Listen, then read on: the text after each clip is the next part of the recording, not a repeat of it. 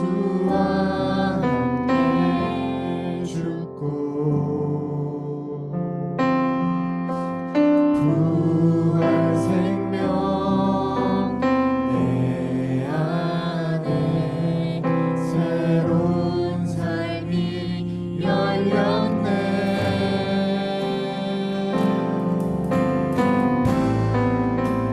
너희가 나를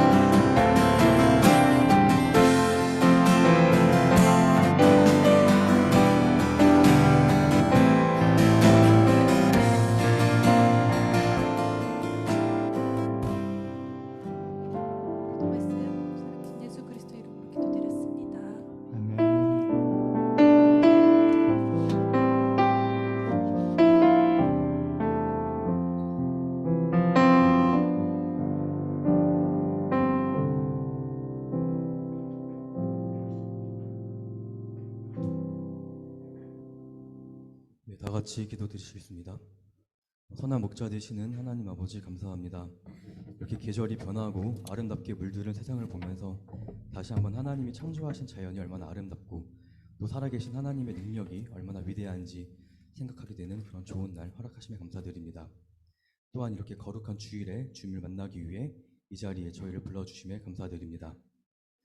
사랑하는 주님, 저희는 연약하여 자만함에 빠지기 쉽습니다. 저희를 불쌍히 여기셔서 스스로가 지혜롭다 생각하지 않고 하나님을 두려워하며 하나님을 섬길 수 있는 지혜를 허락해 주세요. 우리는 간혹 우리가 자랑해야 할 대상이 예수님임을 잊고 우리의 신앙 자체를 자랑할 때가 많습니다. 본인의 신앙이 얼마나 대단하며 또 본인을 드러내기 위한 예배, 본인을 나타내기 위한 예수님을 끌어들이는 때가 많습니다.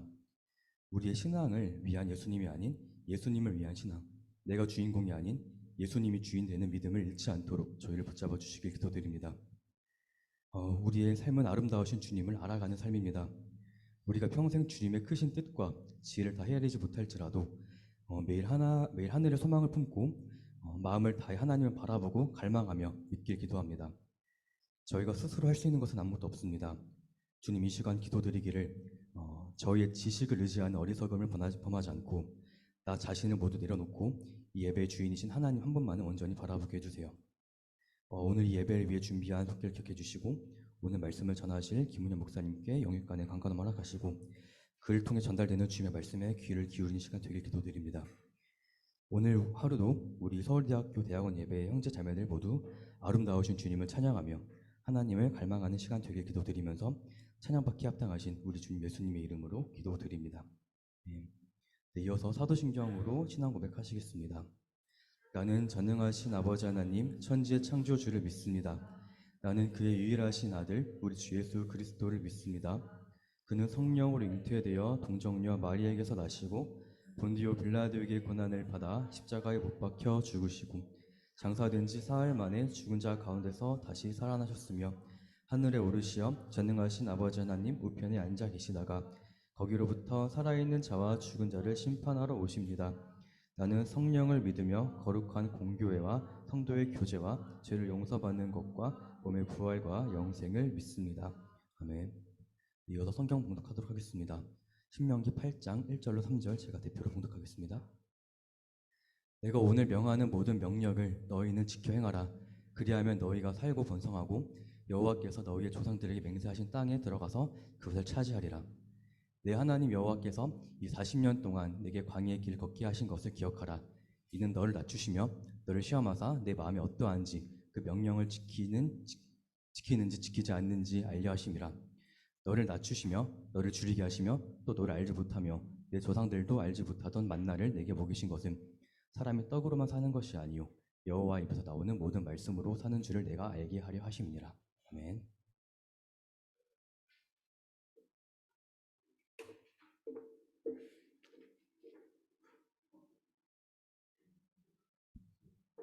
이 시간 예배에 자리에 오신 우리 형제자매 여러분 주님의 이름으로 환영하고 축복합니다. 오늘 본문의 말씀은 우리가 여러 번 살펴보았던 말씀인데요. 이 말씀은 우리가 평생 아마 하나님 앞에 선 그날까지 다시 되새기고 되새겨야 될 말씀인 것 같아요. 왜냐하면 우리가 말씀을 많이 알기는 알아도 이 말씀이 우리의 삶 가운데 체득되어서 정말 이 말씀을 말씀답게 믿고 순종하며 살아가느냐, 이것은 다른 차원의 문제예요. 그래서 여러분, 우리가 만약 우리의 의지와 이 감정만으로 하나님을 믿고 의지한다면 아마 신앙생활을 할 수 있는 제대로 하는 우리 지체들이 그렇게 많지 않을 거예요. 참 알 수 없고 종잡을 수 없는 것이 우리들의 마음이지 않습니까? 정말 이 지난날을 되돌아보면 하나님 앞에 나의 생명까지 드리겠습니다. 저 청년 시절에 나의 생명을 드립니다라는 찬양, 근데 저는 그 찬양의 구절을 할 때마다 주저했어요. 야, 저는 생명을 드릴 수 있을까? 그래서 그냥 그때는 마음속으로 침묵했어요. 하나님, 아직은 제가 그 정도의 신앙은 못 되는 것 같습니다. 한 30년이 지나니까요. 나의 생명을 드리겠습니다라는 고백의 찬양을 이제 겨우 할 수 있게 되었어요.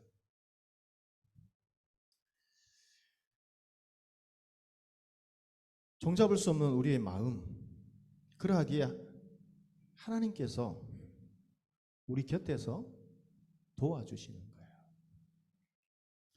성령 하나님이 우리와 함께 하셔서 우리를 늘 돌보시고 붙잡아 주시지 않으셨다면 우리는 지금 어떤 모습으로 살아가고 있을까요? 여러분, 이스라엘 백성이 광야 40년 의 생활에 이제 종지부를 찍고 이제 가나안 땅 입성을 앞두고 있었어요. 하지만 여러분, 그 하나님께서 약속하신 그 가나안 땅이 저절로 주어지는 것이 아니었어요. 그리고 하나님께서 말씀하셨던 그 축복의 땅 가나안 땅이 그들이 생각하는 것처럼 모든 축복이 그대로 갖추어져 있어서 그냥 가서 죽기만 하면, 열매를 따기만 하면, 축복의 열매를 따기만 하면 그런 준비된 그런 땅이 아니었다는 거예요. 먼저 그 가나안 땅에 입성하려고 할 때 요단강이 있었습니다. 이 강을 건너야 되는데 어떻게 할까? 하나님의 전적인 은혜로 이제 그 요단강이 갈라지고 가나안 땅으로 들어갈 수 있었죠. 그런데 여리고성이 버티고 있는 거예요. 철병거로 무장한, 이제 그들은 출애굽을 해서 어떤 군사 훈련도 받지도 않았고 군사 장비도 갖추지도 않았고 그냥 광야 생활 동안 계속 그 광야에서 돌고 도는 생활을 했을 뿐이에요. 어떤 싸울 무기와 전력도 준비되지 않았어요. 그런데 철병거로 무장된 그 땅에 그 백성들이 성에서 진을 치고 있었다는 거예요. 그냥 들어가면 몰살이에요. 인간의 상식적으로 판단하면. 이런 상황에서 하나님은 이스라엘 백성들이 가나안 땅에 들어가서 어떻게 살아야 할 것을 가르쳐 주시는 말씀이 오늘 본문의 말씀이에요. 오늘 본문의 말씀의 핵심은 이것입니다. 가나안 땅에 들어가서 이제 형통하고 평안할 때에 지금까지 걸어왔던 광야길, 그 광야 생활을 기억하라는 거예요. 그러니까 그 광야길을 기억하라는 것은 하나님께서 지켜주시고 인도해 주셨던 그 하나님의 그 은혜의 손길을 잊지 말아라는 거예요. 그런데 이것이 잘 안 돼요. 이 한마디의 이 당부, 하나님의 은혜의 손길을 잊지 마라. 언제요? 형통하고 평안할 때. 근데 그게 잘 안 된다는 거예요. 우리 신명기 8장 2절의 말씀을 우리 다 같이 한번 한 목소리로 읽어봅시다. 같이 읽습니다. 내 하나님 여호와께서 이 40년 동안에 내게 광야길을 걷게 하신 것을 기억하라. 이는 너를 낮추시며 너를 시험하사 내 마음이 어떠한지 그 명령을 지키는지 지키지 않는지 알려 하심이라. 왜 이런 시험과 왜 이런 낮추시는 그 시간들을 하나님께서는 그들을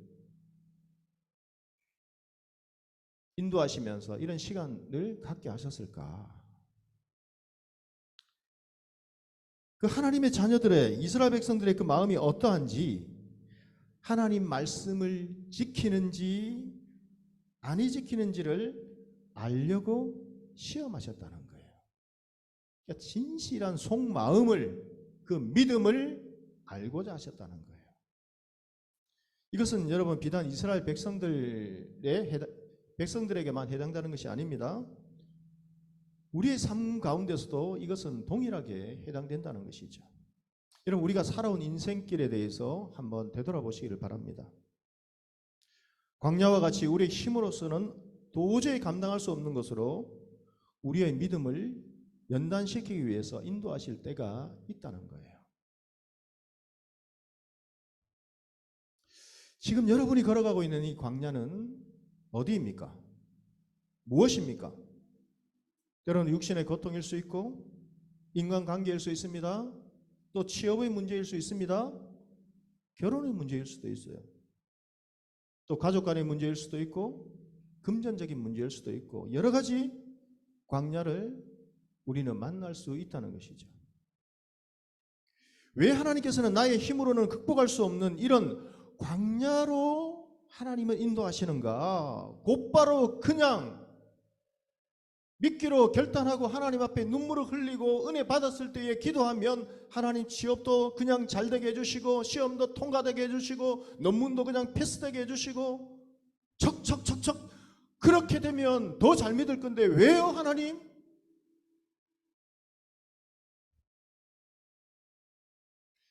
그 이유는 하나님의 자녀들이 형통하고 평안할 때에 정말 하나님의 그 명령을 지키는지 안 지키는지를 알아보시기 위해서 우리의 그 신앙적인 유익을 위해서 하나님은 시험하신다는 거예요. 왜 광야의 삶을 돌아보라 하시는가? 우리를 돌보시고 인도하신 하나님의 그 은혜의 손길을 깨닫고 기억하시기를 원하신다는 거예요. 하나님이 진정한 우리의 아버지 되심을 깨달으라는 거예요. 깨달으라는 거예요. 그것을 잊지 말아라는 거예요. 그리고 그분의 사랑을 더욱더 믿고 의지하기를 원하신다는 거예요. 여러분 이스라엘 백성은 광야길로 접어들 때에 금방 가나안 땅까지 갈 수 있었어요. 실제로 빠른 걸음으로 걸어가면 일주일 정도 아니면 천천히 걸어가더라도 여러분 한 15일 정도면 한 2주 정도면 갈 수 있는 그런 거리였어요. 그런데 왜 40년 동안 머물게 하셨는가? 여러분 그것은 하나님께서 사실은 40년 동안 머물게 하신 것이 아니라 그 40년의 이 기간은 결국에는 완악한 고집스러운 그 광야 세대의 그 사람들이 끝까지 죽을 때까지 마음을 진심으로 돌이키고 하나님을 의지하지 않았다는 거예요. 그 고집 때문에 돌고 도는 거예요. 여러분 우리도 매일 먹는 여러분 식사와 매일 오고 가는 그 길, 여러분 매일 여러분 학교 통학을 하시는 우리 지체들 아니면 기숙사에서 매일 오고 가는 그 길이에요. 어느 순간에 참 이제는 그만 졸업하고 싶다. 그만 새로운 곳으로 가고 싶다. 여러분 이것이 좋지만 그런 생각이 들 때 있지 않아요? 여러분 이 학교를 들어올 때 얼마나 감격스러웠습니까? 합격의 그 통지서를 받을 때에 얼마나 기뻐했어요? 그때의 마음으로 여러분 계속 공부했다면 여러분들은 얼마나 뛰어난 인물이 됐겠어요. 그런데 실제로 또 생활에 부딪히면 좋지만 여러분 지칠 때도 있고 힘들 때도 있고 이곳에 계속 아무리 좋아도 여러분 죽을 때까지 여러분 계속 이곳에 머무르면 좋겠어요? 새로운 곳으로 축복의 땅으로 나아가야 되는 것이죠. 그런데 이스라엘 백성들은요, 그 돌고 40년 동안 돌면 아마 저 바위가 어떻게 생겼는가까지 다 알 거예요. 그런데도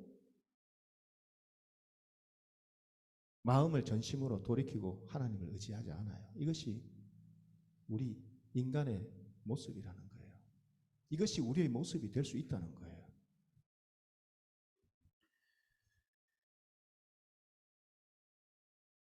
우리를 돌보시고 인도하신 하나님의 은혜의 손길을 깨닫고 정말 하나님은 기억하기를 원하시는데 이스라엘 백성들은 그렇게 하지 않았어요. 그 40년 동안 그들은 무엇을 먹고 무엇을 마시고 살았을까요? 그들이 스스로 할 수 있었던 것은 아무것도 없었어요. 그래서 하나님께서 그들에게 만나와 메추라기를 매일 내려주시고 반석에서 생수까지 주셨어요.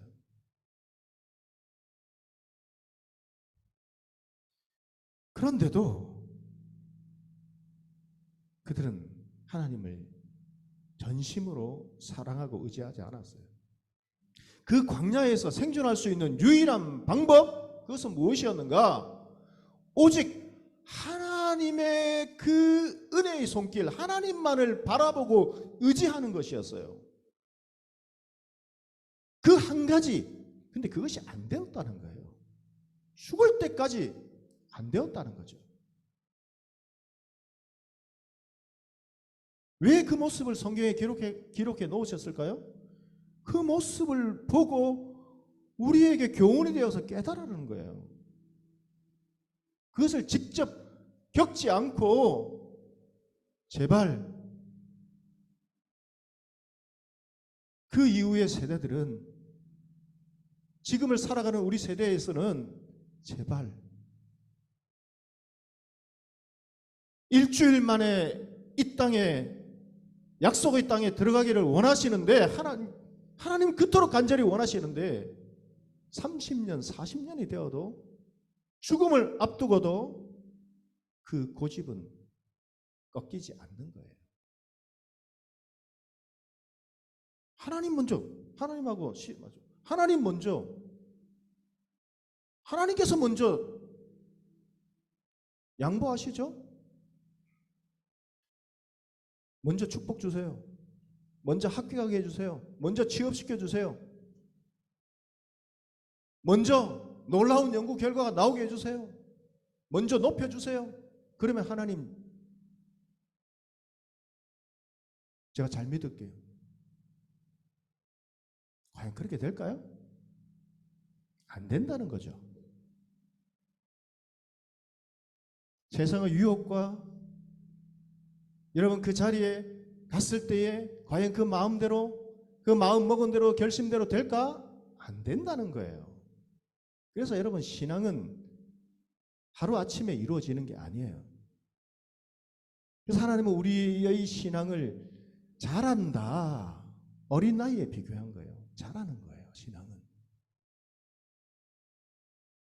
사람이 없이 갑자기 태어난 어린아이의 그 신앙에서 사단 마귀와 맞서는, 여러분 강성한, 강력한 여러분 그런 그리스도의 군사로 살아갈 수 있는가? 불가능하다는 거예요. 그런 일은 일어나지 않는다는 거예요. 그런데 그것을 원해요. 그렇게 기도하고 그렇게 떼쓰고 안 되면 낙심하는 거죠. 돌아서는 거죠.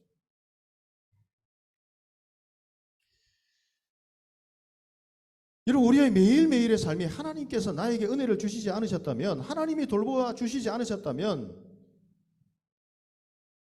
우리의 인생길은 우리 스스로 혼자 스스로 살아갈 수 없는 것이었어요. 내 힘과 내 의지대로 살아왔다라고 그렇게 생각하지만 사실 그게 아니라는 거예요. 이스라엘 백성들이 그 광야에서 하나님께서 매일매일 만나를 내려주시지 않았다면, 반석에서 생수를 주시지 않으셨다면 그들이 살아갈 길이 없었어요. 지금 우리도 마찬가지라는 거예요. 하나님이 돌보시고 인도해 주시지 않는다면 우리의 삶도 동일하다는 거예요. 우리 미국으로 이제 떠난 우리 승찬 형제, 그때 어머니 장례식 때 장례식을 인도하기 위해서, 그 여름이었어요. 그런데 그 무더운 여름에 그냥 양복만 입고 이 장례식을 집례해 주려고 하니까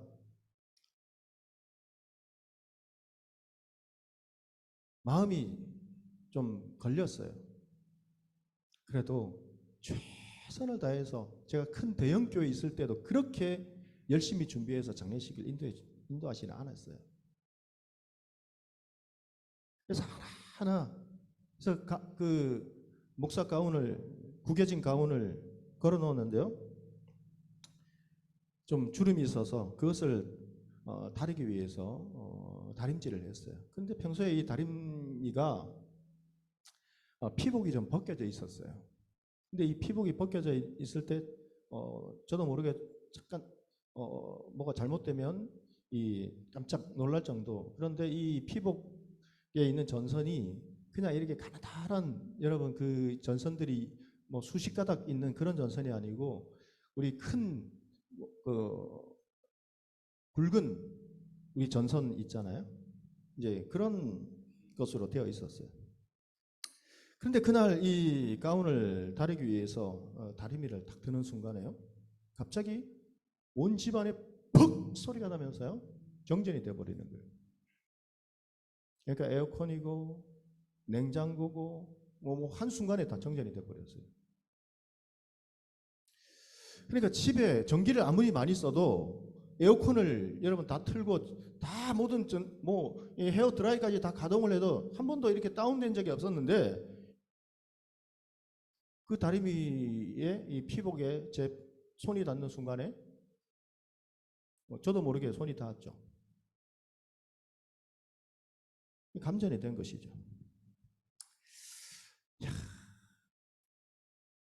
다른 사람 같았으면 이게 만약에 여러분 그 다운이 전기가 빨리 그렇게 되지 않았다면 아마 큰 사고가 일어났을 거예요. 근데 뭐 조금 아픈 고통은 있었지만 나아지더라고요. 그때 드는 생각이 참 하나님께서 많은 순간순간 고비 때마다 지켜주셨구나. 하나님의 사람들은 하나님의 자녀들은 사명이 있으면 죽고 싶어도 못 죽는 거예요. 제가 태어났을 때 갑자기 그 기억이 나는 거예요. 오늘 그 장면을 기억하면서 그런데 수십 년 동안 잊고 있었던 기억이 하나 떠오르는데요. 제가 원래 그 유산이어서 병원에서 아기가 유산됐으니까 이제 유산이 되면 수술을 해서 아이를 꺼내야 되잖아요. 그러니까 병원에서 유산이 되었다. 빨리 이제 수술을 해야 되는 거죠. 죽은 아이를 꺼내야 되니까. 그렇지 않으면 산모까지 건강이 좋지 못하니까. 그런데 그때 저희 어머니가 새벽 기도를 나갔대요. 그 추운 겨울에 새벽 기도를 나가서 기도하고 해서 뭐 태어났다. 그냥 지나치고 있었는데 갑자기 생각이 나는 거예요.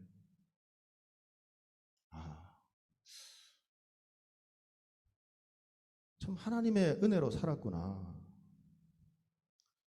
깨닫지 못했는데 잊어버리고 있었는데 기억해보면 하나님의 놀라우신 은혜였구나. 이런 고백이 우리의 입술에서 터져 나와야 되는 거예요. 그런데 이 은혜를 깨닫고 기억하면서 평생을 살아가는 것이 쉽지 않기에 하나님께서는 고난을 통해서 그것을 깨닫게 하시고 기억하게 하시고 그렇기 때문에 우리 가운데 역경이 있고 고난이 있고 때로는 눈물의 그 자리가 있는 거예요.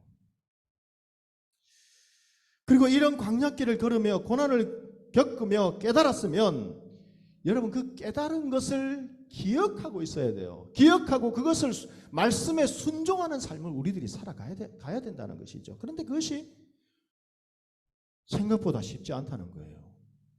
이 몇 줄 안 되는 여러분 이것이 평생을 우리가 신앙생활해도 잘 안 된다는 거예요. 우리 신명기 8장 3절의 말씀 다 같이 한번 읽어봅시다. 너를 낮추시며 너를 줄이게 하시며 또 너도 알지 못하며 내 조상들도 알지 못하던 만나를 내게 먹이신 것은 사람이 떡으로만 사는 것이 아니요 여호와의 입에서 나오는 모든 말씀으로 사는 줄을 내가 알게 하려 하심이라. 사람이 떡으로만 사는 것이 아니다. 여호와의 입에서 나오는 모든 말씀으로 사는 줄을 알게 하시기 위해서 하나님은 마음이 아프시지만 그 광야길을 하나님의 백성들이 걷도록 인도하시고 기다리신 거예요.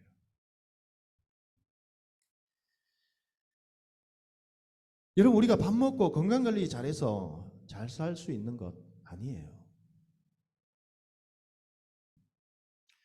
하나님의 이 말씀으로 사는 것이 우리의 삶이라는 것이 이 말씀이 믿어져야 그때부터 진짜 신앙생활을 하게 되는 거예요. 근데 이것이 잘 안 된다는 거죠. 어떻게 하나님 말씀으로 살아갑니까? 하나님 준비해야 될 것도 많고 세상에는 우리가 해야 하고 준비해야 할 것이 너무나 많이 있습니다. 그런데 어떻게 하나님 말씀으로 살아갑니까? 하나님 말씀으로만 어떻게 살아갈 수 있습니까?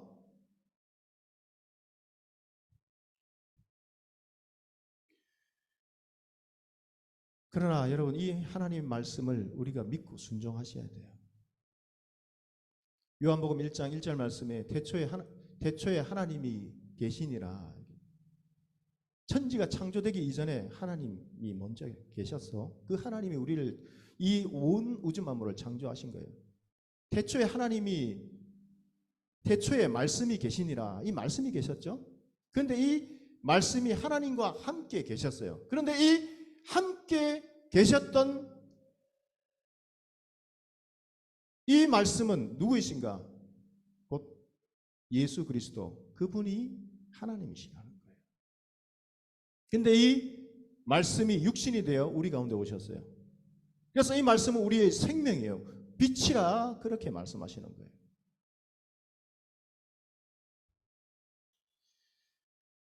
그러니까 말씀을 여러분 우리에게 주셨는데 이 말씀을 여러분 기억하고 말씀과 함께, 그러니까 하나님과 함께 우리가 살아가야 된다는 거예요.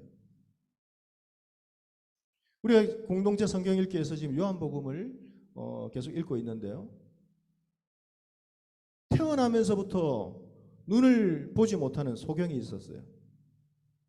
그때 예수님께서 이 소경에게 이제 땅에 침을 뱉어서 진흙을 이겨 눈에 발라 주시죠. 그리고 실로암 못에 가서 씻으라. 그러니까 태어나면서부터 보지 못했던 이 소경이 눈을 뜨는 거예요. 빛을 보게 된 것이죠. 왜 이 말씀을 하나님께서 이런 기적을 베풀어 주셨을까? 그런데 하나님을 믿는다, 잘 믿는다라고 했던 그 바리새인들은요, 그 소경에게 묻습니다. 이 일을 언제 행했느냐? 안식일에 행했다. 안식일을 범했네?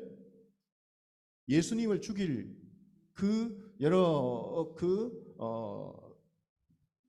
죽일 어떤 그 방도를 그곳에서 찾는 것이죠.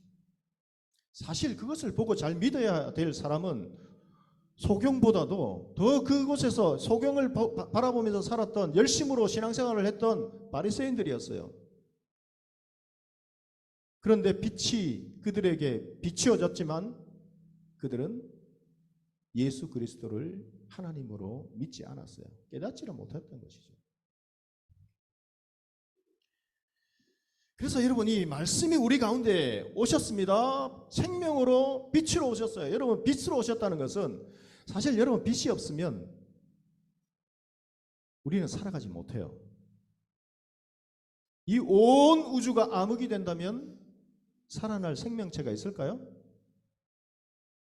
그래서 말씀은 하나님은 곧 모든 생명체의 생명의 근원이고 빛은 곧 여러분 우리의 생명인 것이죠.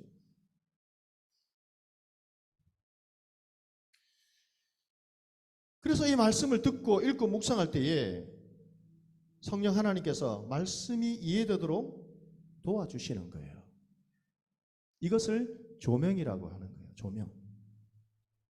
이 조명이라는 것은 예수 그리스도를 믿는 모든 사람들에게 성경을 이해할 수 있게 도와주시는 성령 하나님의 초자연적인 사역과 영향력을 말씀하시는 거예요. 그러니까 성령께서 말씀의 빛을 비추어 주시지 않으면 인간은 스스로 수천만 번을 읽어도, 죽을 때까지 성경을 읽어도 공부해도 절대로 그 말씀의 의미를 스스로는 깨달을 수 없다는 거예요. 이것은 성령 하나님의 초자연적인 역사인 거예요. 그러니까 하나님이 오셔서 빛을 비추어 주셔야 되는 거예요. 금요 기도회 때 기도회를 마치고 우리 최태영 교수님이 그 찬양 집회가 있다고 해서 내려가다가 저도 이왕 늦은 거 그때 또 마음이 이왕 좀 더 가서 찬양하고 기도하고 가야 되겠다 그런 마음이 들어서 갔는데 최태영 교수님이 저보다 한 세 자리 앞에 딱 서서 찬양을 손을 들고 찬양하며 기도하고 계시더라고요. 옛날 추억이 떠올랐어요. 젊은 시절 신학대학원에 처음 가서 제일 먼저 개척을 했어요. 신대원 1학년 때. 하나님이 정말 살아 계십니까? 하나님이 저와 정말 함께 해 주십니까? 그렇다면 상가교회, 여러분 어떤 교회를 개척하려면 목이 좋은 상가, 아파트 많은 그런 지역에 해야 되는데 아무것도 없는 공항 옆에 논바닥에 비닐하우스를 치고 개척을 했어요. 그 말은 뭔가? 하나님, 이곳에서 하나님이 이거 100% 1000% 안 됩니다. 그런데 안 되면 하나님 그냥 놓아 주십시오. 다시 직장 가서 그냥 평범하게 그렇게 살고 집사님 되고 뭐 장로님 시켜주면 장로님 하고 그렇게 살겠습니다.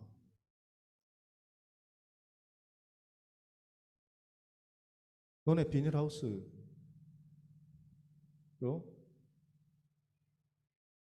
새 파이프에 십자가 하나 달아놓고 개척 시작해서 하나님의 은혜로 한 사람 한 사람씩 모여있게 되었죠. 그때 우리 아내가 많이 고생했죠. 그게 물도 안 나오는 그곳에 성도들은 사모님 빨리 결혼 안 하세요? 그렇게 해서 결혼했는데 신대원에 이제 저는 왔다 갔다 해야 되니까 고생을 많이 했죠.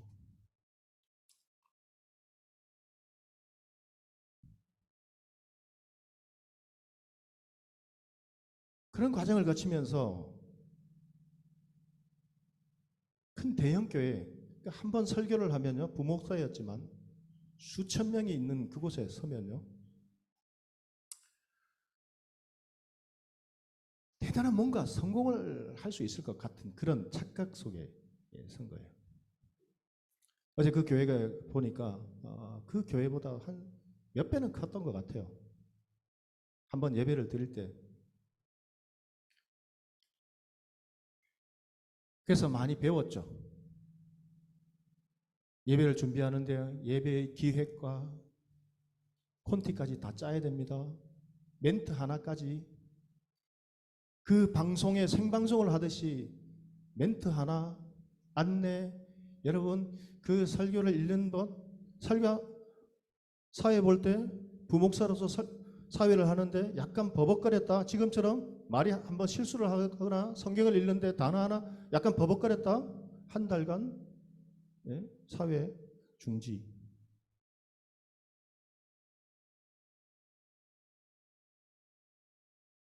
메이크업을 하고요. 미장원에 가서 무슨 연예인이 머리를 다듬듯이 아주 머리를 잘한다는 미장원에 가서 그렇게 준비를 하고 설교 원고를 보고 하면 안 되니까 외우고 연습하고 그런데요. 하나님의 임재하심을 느끼지를 못했어요. 저는 그곳에서 너무나 고통스러웠어요.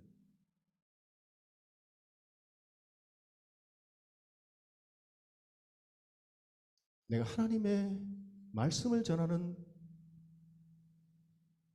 말씀의 사역자로 부름을 받았는데 나는 이곳에서 무엇을 하고 있지? 왜 저 사람들은 이곳에서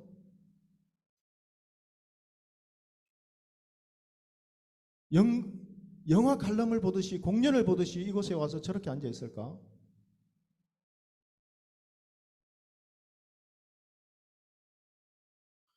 그런데 인생에서 가장 놀라운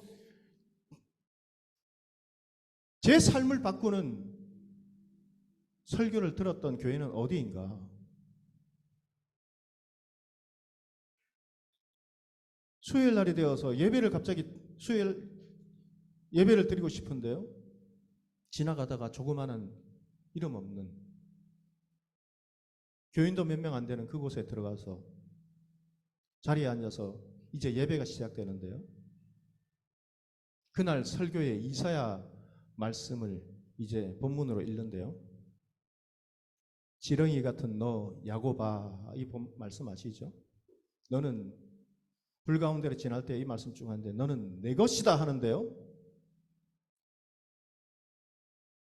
가슴이 여러분 뭔가 무너지는 듯한 하나님의 임재가 있는데요. 설교를 한 것도 아닙니다. 하나님 말씀을 듣는데 갑자기 그곳에서 하나님의 그 위대하신 것, 하나님의 그 위엄과 하나님 앞에 여러분 돌이키지 않으면 무릎 꿇지 않으면 죽을 것 같은 그런 하나님 임재하심을 느낀 거예요. 인생을 바꾼 설교는 저는 그곳에서 느꼈어요. 그래서 여러분 우리가 성경을 읽을 때 하나님 말씀을 대할 때에 성령 하나님이 찾아와 주시고 우리에게 마음 문을 밝혀주셔야 되는 거예요. 이것이 없이 아무리 많은 여러분 그 세상적인 지식의 어떤 툴을 여러분 가져다 놓고 공부를 해도 안 되는 거예요. 이해하는 데는 도움을 될 수는 있겠지만 우리의 삶을 전적으로 여러분 변화시키는 그런 놀라운 일들은 일어나지 않는 거예요. 그러나 그 마음이 준비되어서 그 여러 가지 부분들을 함께 한다면 더 놀라운 하나님의 역동적인 그 말씀의 깊이와 여러분 어떤 그 뜻을 더 깨달을 수는 있겠죠. 그러나 그것만 가지고는 안 된다는 거예요. 먼저 하나님께서 우리에게 찾아와 주시는 이 성령의 조명하심이 함께 하셔야 된다는 거예요. 그래서 여러분 우리의 삶에 이 하나님께서 성령 하나님께서 주시는 조명이 이루어지려면 우리의 책임도 있어요. 우리의 책임은 무엇인가? 하나님의 말씀을 깊이 사랑하셔야 된다는 거예요. 하나님께서 우리에게 말씀을 깨닫도록 성령 하나님께서 찾아와 주시지만 그 말씀을 여러분 우리가 마음문을 열지 않으면 깊이 사랑하지 않으면 안 되는 거예요. 우리의 책임도 있는 거예요. 우리 시편 119편 97절 말씀 우리 다 같이 한번 읽어봅시다. 내가 주의 법을 어찌 그리 사랑하는지요 내가 그것을 종일 작은 소리로 읊조리나이다. 계속해서 우리 119편 127절 다 같이 읽습니다. 그러므로 내가 주의 계명들을 곧 순금보다 더 사랑하나이다. 우리 잠언 2장 3절에서 5절 말씀 읽겠습니다. 지식을 불러 구하며 명철을 얻으려고 소리를 높이며 은을 구하는 것 같이 그것을 구하며 감추어진 보배를 찾는 것 같이 그것을 찾으면 여호와 경외하기를 깨달으며 하나님을 알게 되리니. 여러분 하나님 말씀을 얼마나 강조하고 있습니까? 이 조명이라는 것은 하나님께서 빛을 우리에게 비춰주셔야만 우리가 하나님 말씀을 깨닫는 것이 시작되지만 우리가 성경을 사모하고 펼쳐서 읽지 않는다면 듣지 않는다면 그 빛은 결코 보지 못하게 된다는 거예요. 그래서 우리의 책임도 있는 거예요. 여러분 하나님의 말씀 주의 법을 어떻게 여러분 사랑하십니까? 종일 작은 소리로 읊조리듯이 이렇게 묵상하십니까? 여러분 금값 요즘 금값이 최고치를 찍었대요.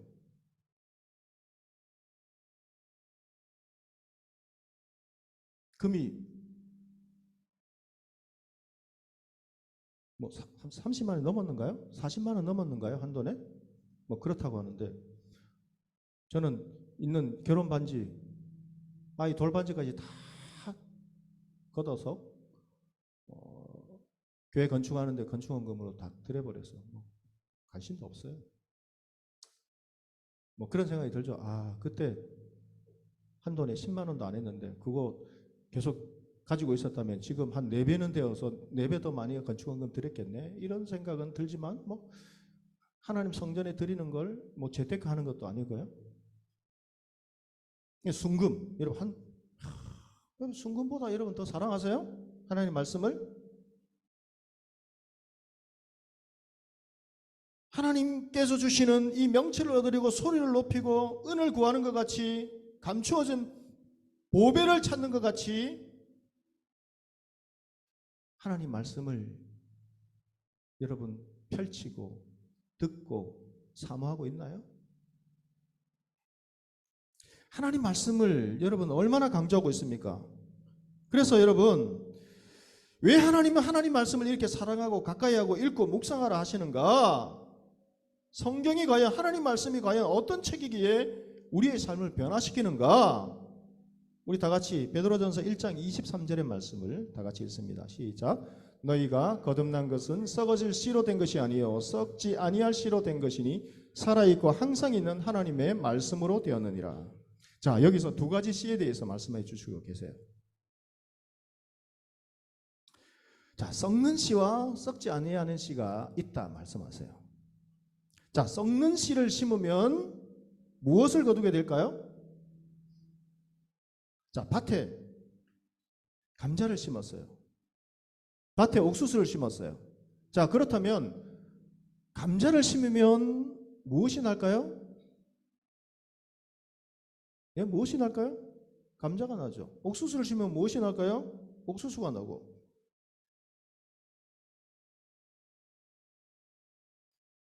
쌀을 심으면 쌀이 나고. 그런데 이런 것들을 거두면, 심으면 결국은 썩는 것을 거두게 된다는 것이죠. 여러분, 우리의 삶에 너무나 많은 고통과 어려움을 겪게 되는 이유가 바로 여기에 있어요. 썩을 씨들을 심으면서 썩지 아니할 것을 수확하게 해달라고 우리는 기대하기 때문에 우리는 너무나 많은 고통과 어려움을 겪고 그렇게 때로는 눈물 가운데 살아가게 된다는 것이에요. 풍성한 기쁨과 안락함과 행복을 얻기 위해서 풍요로운 여러분 환경에서 지위를 갖기 위해서 온갖 정성을 다해서 이 씨를 심고 있어요. 그래서 여러분 기쁨과 행복의 그 수확을 하게 되지만 이상하게도 그 기쁨과 행복은 얼마 가지 못해서 사라져 버리고 만다는 거예요. 왜 그럴까요? 이런 것들은 썩는 것이기 때문인 거예요. 썩는 기쁨과 썩는 행복의 그 씨에서 썩지 않는 기쁨과 행복이 자랄 수 없기 때문인 거예요. 우리의 심령은 하나님의 자녀들은 영원히 썩지 아니할 것을 갈망하도록 하나님께서 그 마음을 하나님께서 우리 마음에 주셨는데 이런 것들을 사회생활을 통해서 학문을 연구를 통해서 직장생활을 통해서 어떤 성취감을 통해서 이런 것들은 자라나는 것이 아니기 때문인 거예요. 진정한 마음의 깊은 곳에 이 성취감과 기쁨과 행복은 이 세상에 주는 씨로서는 어떤 씨로서는 여러분 참된 만족을 가질 수도 없고 누릴 수도 없다는 거예요. 이 진정한 기쁨과 행복은 오직 썩지 아니할 그 씨, 그것은 하나님의 말씀으로만 오는 거예요. 왜 그럴까요? 말씀이 곧 하나님이시기 때문인 거예요. 하나님이 함께 하시기 때문에. 하나님이 함께 하셔서 여러분 영원히 썩지 아니할 기쁨과 행복과 그 평안을 허락해 주시는 거예요. 그래서 여러분 삶에 여러분 생각과 가치관을 바꾸셔야 돼요. 하나님, 내가 이 직장에 들어가고 싶습니다. 하나님, 이 연구의 결과를 내고 싶습니다. 하나님, 이 사업에 성공하고 싶습니다. 그 마음의 소원이 하나님을 더 잘 섬기고 싶습니다. 하나님과 동행하고 싶습니다. 그런데 내가 이 직장을 들어가서 사업을 하고 연구를 하고 어떤 자리에 있지 않으면 내가 이 하나님을 잘 주일 성수도 힘들고 힘듭니다. 내가 이 일을 통해서 하나님을 잘 섬기기를 원합니다. 그래서 당신의 직업은 무엇입니까를 여쭤보면 저는 무슨 교회의 하나님의 종입니다. 집사입니다. 장로입니다. 권사입니다. 이것이 우리의 여러분 실제의 직업이 되어야 되는 거예요. 실존의 여러분 명함이 되어야 되는 거예요. 그런데 먼저 저는 어느 회사의 누구입니다. 어느 학교의 교수입니다. 연구소의 실장입니다. 이것이 먼저 앞세우게 된다면 썩는 그 씨를 심으면서 계속해서 하나님 썩지 아니할 이 기쁨을 주십시오라 고통만이 밀려오는 거예요. 그것을 깨달으라고 하나님은 고난과 때로는 역경을 통해서 그 생각을 바꾸시는 거예요. 삶의 우선순위를 바꾸시는 거예요.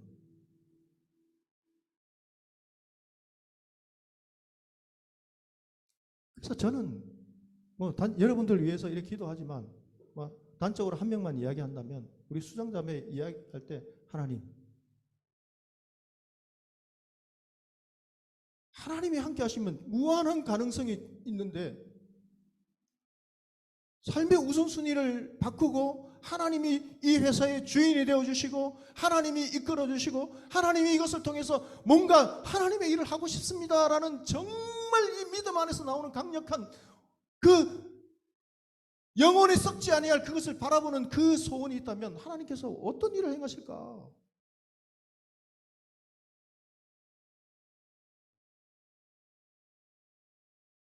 제가 베트남에 선교를 다녀왔는데 이분은 고등학교밖에 졸업 안 했어요. 물론 기술고등학교를 나와서 신앙이 좋으니까 열심히 성실하게 열심히 해서 하나님을 의지해서 세계대회에 나가서 이제 그 기계 분야에서 수상도 하고 그 마음에 소원이 있는 거예요. 한국에서도 어느 정도 기업을 자리 잡았지만 베트남에 또 가서 공장을 세우고 그곳에 제일 먼저 하는 일이 직원들과 예배를 드리고 선교사님을 초빙해서 교회를 세우고 회사 안에서도 신회를 조직해서 함께 예배를 드리고 삶의 우선순위가 선교하는 거예요. 영혼이 썩지 아니할 것을 심는 거예요. 하나님 지켜주시는 거예요.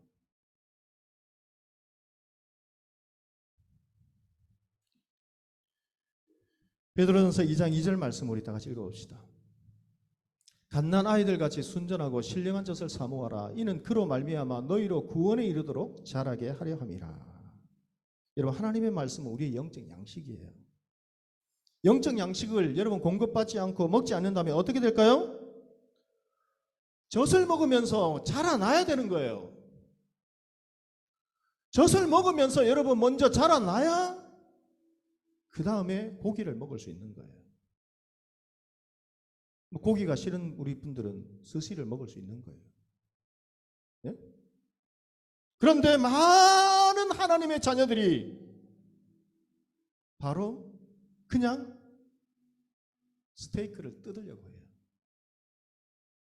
잘하지도 않았는데 소화도 못 시키면서 하나님 바로 합격시켜 주십시오. 바로 취업문 열어주십시오. 바로 일사천리로 가게 해주십시오. 바로 성공하게 해주십시오.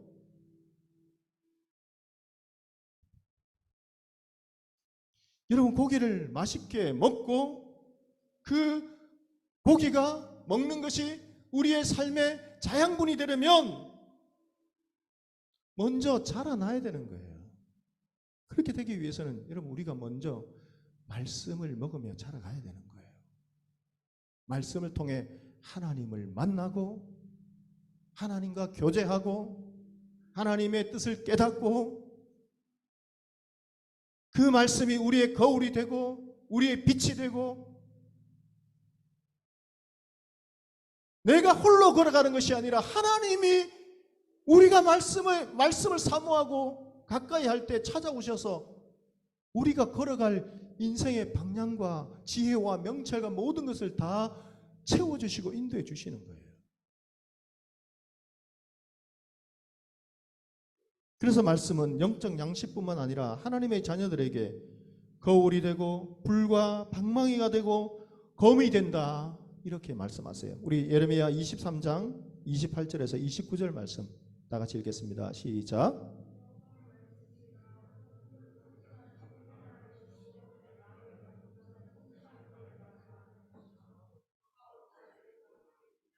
여호와의 말씀이니라 내 말이 불같이 아니하냐 바위를 쳐서 부스러뜨리는 방망이같이 아니하냐.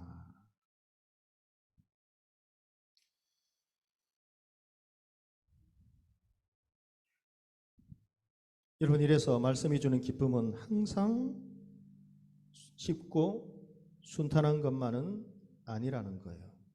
때로는 말씀은 불과 같이 방망이같이 우리를 연단하고 태우기도 하는 거예요. 여러분 내 삶 속에 있는 여러 가지 세상의 찌꺼기들, 불순물들이 있다. 하나님의 이 축복을 가로막는 하나님께 나아가는 그 여러 가지 여러분 방해물이 있다. 그런데 그것을 태워야 돼요. 그 불순물을 태우는 과정은 고통스러운 것이죠. 또 하나님께 나아가고 있는 것을 막고 있는 세상의 그 여러 가지 장벽들이 있다. 그런데 이것을 방망이에 맞아서 부서지게 된다면 고통스러운 것이죠. 어린 시절 아이들을 한번 보세요. 그 레고라는 이 블럭을 가지고 많이 집중해서 놀잖아요. 그런데 이 아이가 참 매일 만들었다 부쉈다 하는 그 레고를 어느 날 제가 지나가다가 잘못해서 툭 건드렸는데 넘어져서 부서졌어요. 아이가 난리가 나는 거예요. 울고불고. 근데 지금은 자라고 나니까 관심도 없어요. 그런데 우리는 여러분 뭔가 하나님께서 점점 굳어가는 이 마음을 세상 가운데 여러분 물들어서 굳어버리는 이 마음을 부드럽게 하시기 위해서 하나님께서 이 방망이를 사용하실 때가 있어요. 부서뜨릴 때가 있어요. 그런데 우리는 그것이 너무나 서운한 것이죠. 하나님 왜 저에게 왜 이렇게 하십니까? 왜요? 그러나 그것을 부숴야만 여러분 모형의 그 집이 아니라 하나님께서 우리에게 주시고자 하는 놀라운 그 축복의 은혜들을 우리들이 부서져야 받을 수 있는 거예요.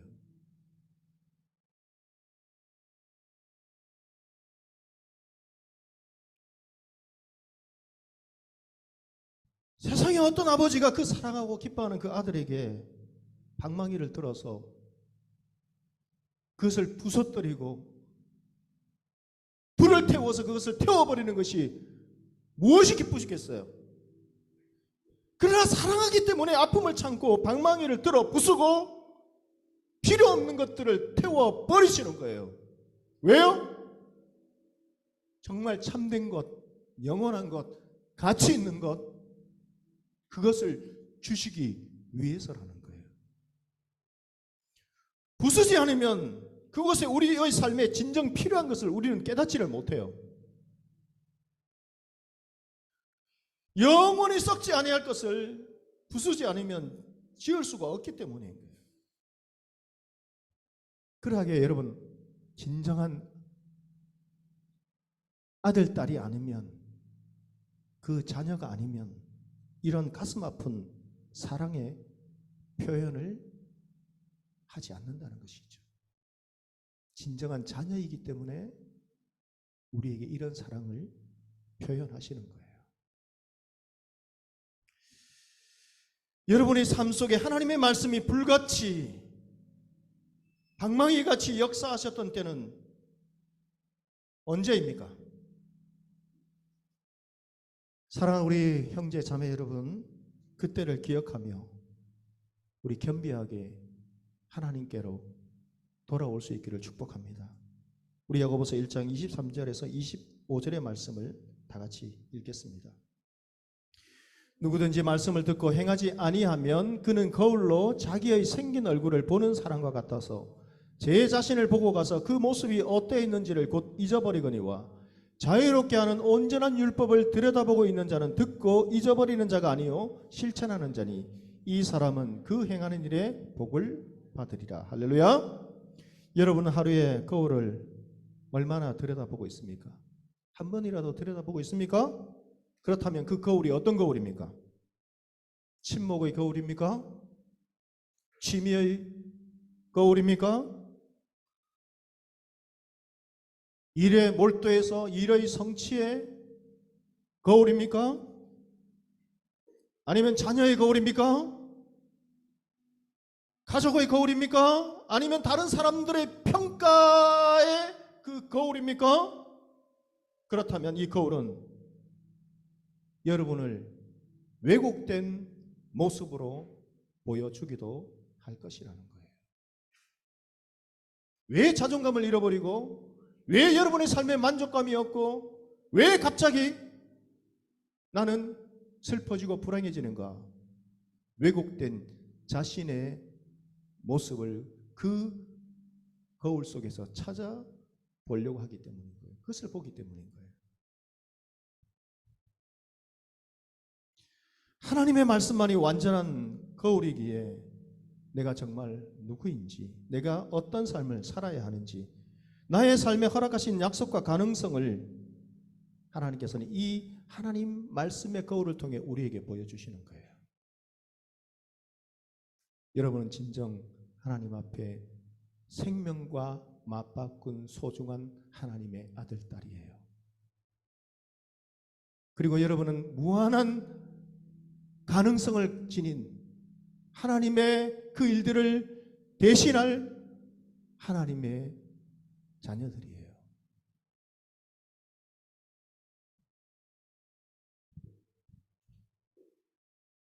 이 하나님의 말씀을 들여다보면 하나님께서 우리에게 찾아와 주셔서 기쁨과 삶의 의미를 하나님께서는 보여주실 거예요. 진리의 성령이 오시면 그가 너희를 모든 진리 가운데로 인도하시려니, 하나님께서 찾아오셔서 말씀을 이해할 수 있게 도와주실 거예요. 그렇게 되려면 우리의 책임이 있는 거예요. 마음 문을 열고 사모하고 은을 찾는 것처럼, 보배를 찾는 것처럼 하나님을 사랑하셔야 돼요. 말씀을 사랑하셔야 돼요. 말씀을 의지하셔야 돼요.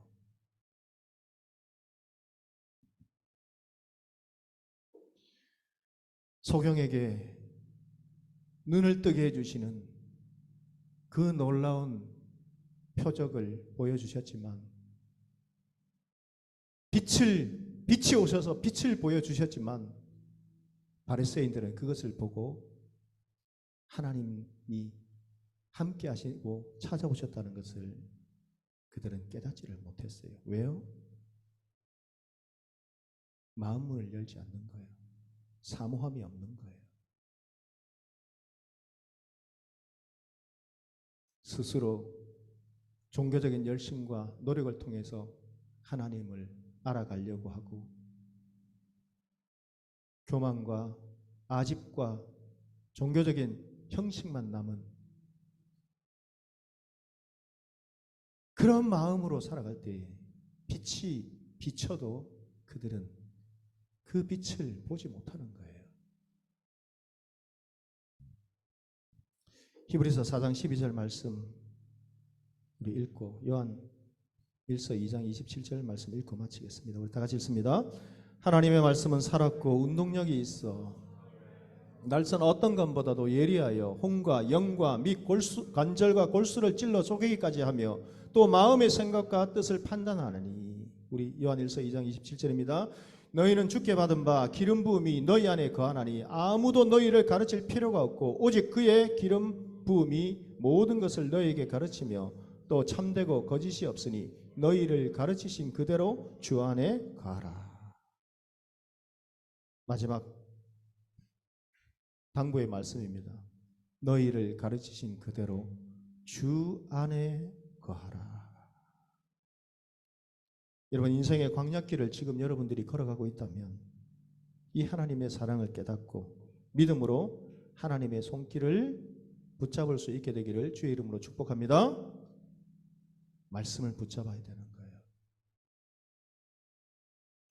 말씀과 가까이 하지 않으면 하나님을 가까이 하지 않으면 여러분 우리의 결심 아무리 결심해도 또 쓰러지고 낙심하고 넘어지는 거예요.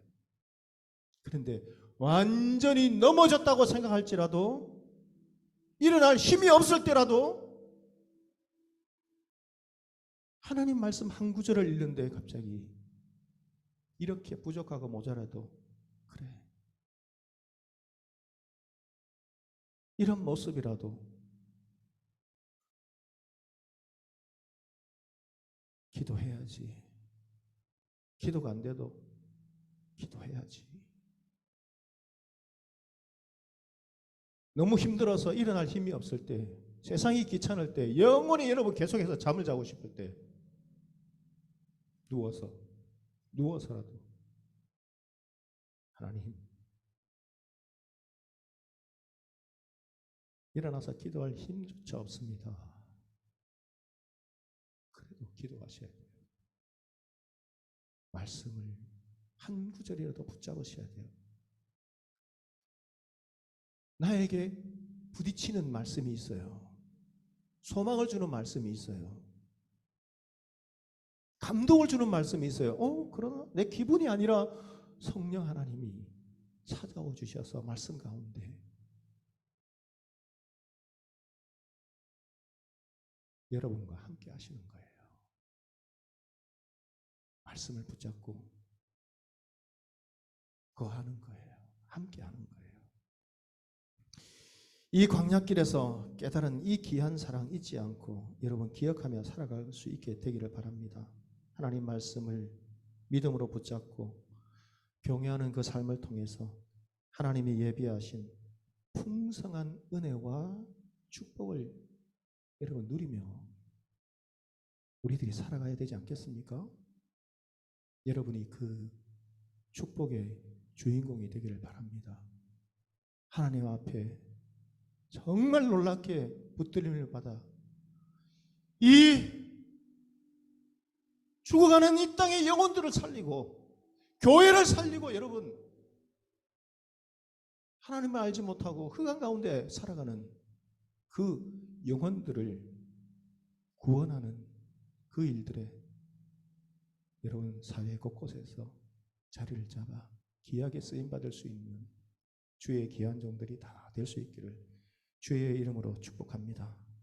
기도하시겠습니다. 하나님, 오늘 우리가 하나님 말씀을 그냥 세상의 책처럼 대하는 것이 아니라 말씀이 우리 가운데 거하시는 하나님 생명으로 빛으로 우리가 마음 문을 열고 이 말씀과 함께 동행하며 거하며 믿음으로 살아갈 수 있는 주의 귀한 종들 다 될 수 있도록 하나님 축복하여 주시옵소서.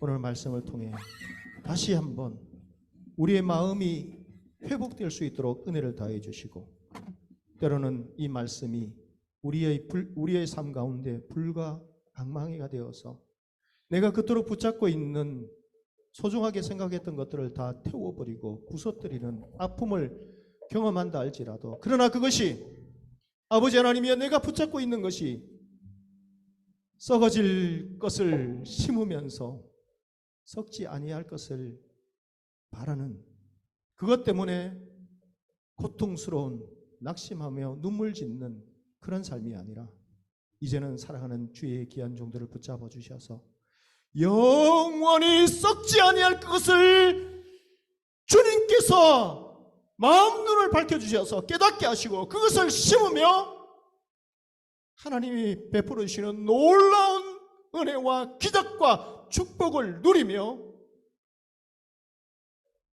주님 주시는 평강과 기쁨과 행복 가운데 살아갈 수 있는 주의 귀한 아들, 딸 다 될 수 있도록 하나님 축복하여 주시옵소서. 예수 그리스도 이름으로 기도드립니다. 아멘.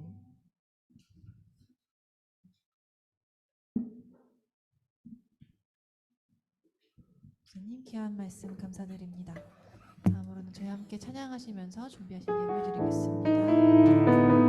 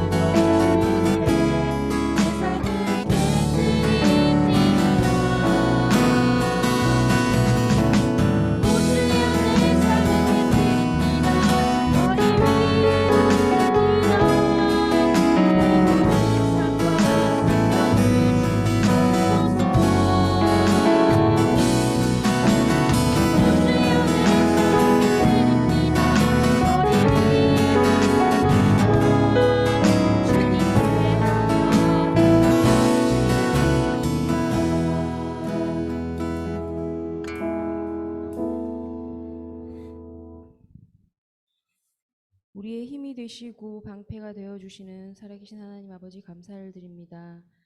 생명의 면류관을 향해 달려가게 하시고 일주일간 지켜주셨다가 또 이렇게 함께 모여 예배드리게 하시니 더욱 감사를 드립니다. 주님, 우리가 삶 속에서 말씀 안에 거하게 하시고 하루하루 주의 말씀으로 자라고 성장하여 거듭나는 우리의 삶이 될 수 있도록 인도하여 주시길 원합니다. 드린 예물을 받아주시고 일주일간의 한 주간의 삶도 주께서 인도하여 주시길 원하오며 이 모든 간구 살아계신 예수 그리스도 이름으로 기도드립니다. 아멘.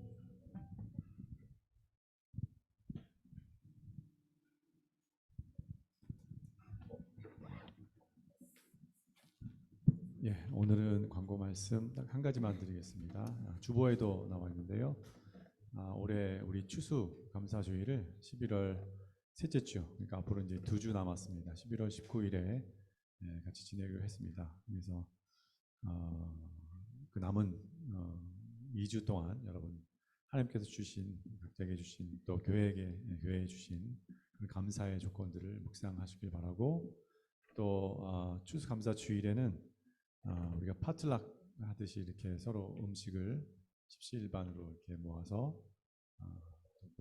뭐 행사를 기념하고 또 형제자매들에게 또 대접하는 그런 형식으로 이렇게 음식을 장만하려 합니다. 각 아마 그 목장별로 다 이렇게 준비를 하실 텐데 기쁜 마음으로 또 준비해 주시길 바라겠습니다. 그러면 이제 오늘을 특별히 새가족 등반하는 시간이 있겠습니다. 오랜만에 우리 새가족 등반 시간이 있는데 민영자매가 들어오셔서 진행해 주십니다.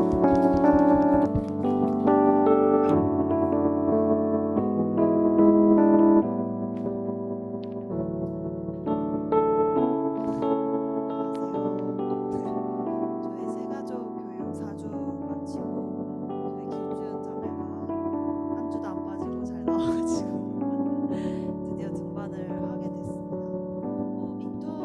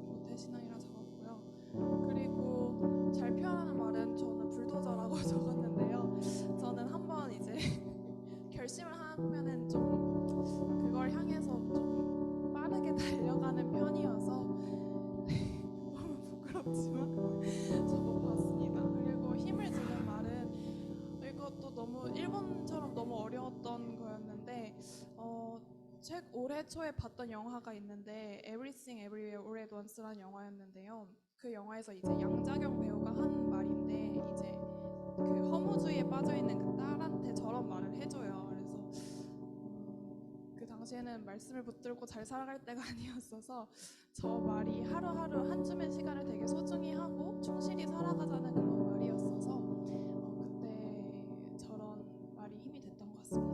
그래서 마지막으로 다시 교회로 잘 돌아올 수 있게 도와주신 모든 분들 감사드리며 마치도록 하겠습니다.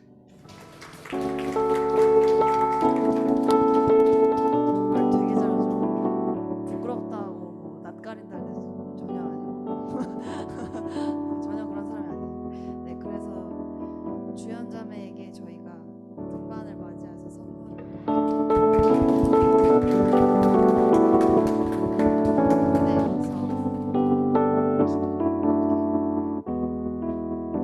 자, 우리 주연자매 환영하고 방금 소개한 것처럼 아마 코로나 시기에 좀 교회 생활을 좀 소원하게 했는데 다시 그래도 시작하게 됐으니까 주연자매를 위해서 또 기도 많이 해주시고 또 함께 또 열심히 신앙생활 하실 수 있도록 도와주시길 바라겠습니다. 같이 잠깐 기도하겠습니다.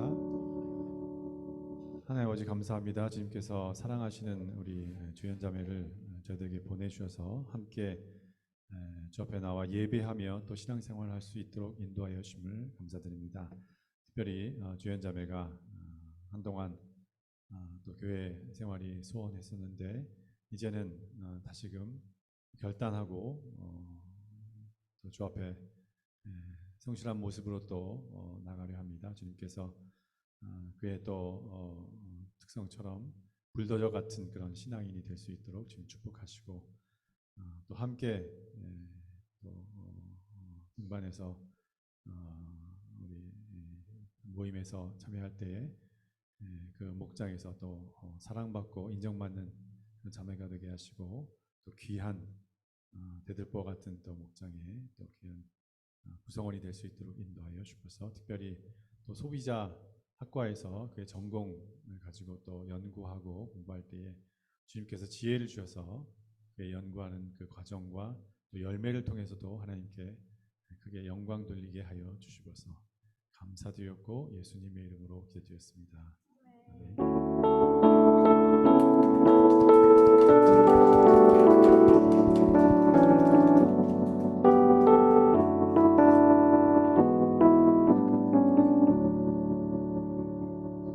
그럼 이젠 자리에서 일어나셔서 다 함께 결단 진행하시겠습니다.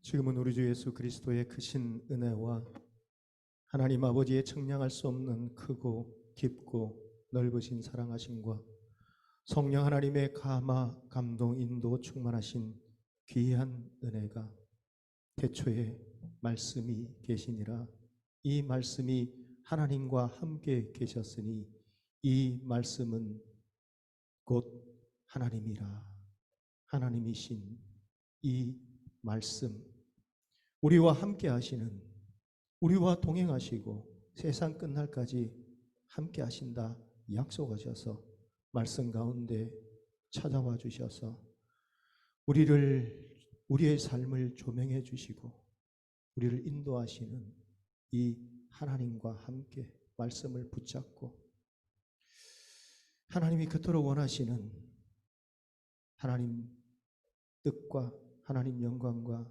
기쁨과 하나님의 예비하신 놀라우신 그 축복의 삶을 통하여 영혼을 구원하며 하나님 나라를 확장하며 또 하나님께서 원하시는 많은 귀한 사명을 우리가 이 말씀을 통해 깨닫고 붙잡고 누리며 살아가기 원하며 이 시간 결단하는 함께 예배를 드린 우리 모든 믿음의 형제 자매들 가운데에 그들의 장래의 걸음과 연구와 취업과 그 가정과 직장과 하나님을 향한 그 섬김과 기도와 헌신 가운데에 지금으로부터 영원토록 함께 계시기를 간절히 축원하옵나이다. 아멘.